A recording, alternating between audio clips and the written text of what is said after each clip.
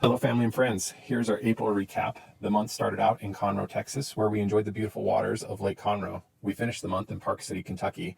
However, most of our month was spent near Dallas, Texas, at Lake Twankany. Highlights this month include a 6-mile bike ride through the Huntsville State Park, catching up with friends Vicky and Jason, and upgrades.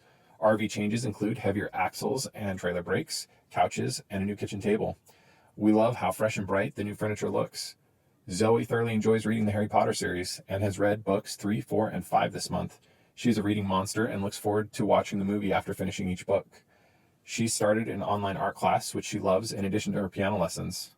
Jack is our wild child and lives to catch critters. His goal this month was to master the cast net, or at least to master pulling in the cast net that I threw out. Surprisingly, it proved much more productive than any of my other masterful fishing techniques. The high point of Jack's month was catching a mud snake. Its coloring was spectacular, and it tied in perfectly with the new science unit on amphibians and reptiles. While near Dallas, we were able to visit some friends from Utah, Jen and Willem Suko, and their kiddos, Annika and Bentley. Zoe and Jack had been looking forward to this stop for months.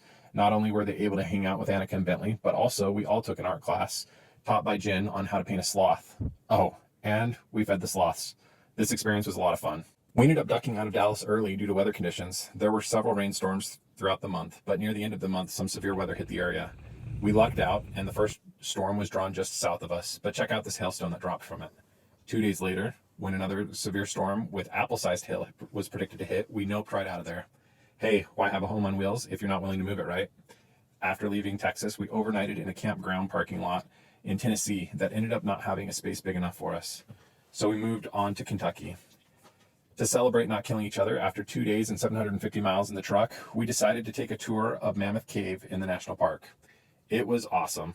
We hiked 2 of the 400 mapped miles of the cave. The low point on our hike was 310 feet below ground, just before entering Mammoth Dome. The dome reached 180 feet above. We highly recommend the tour. The kids' favorite part was watching my progress through the room called Fat Man's Misery.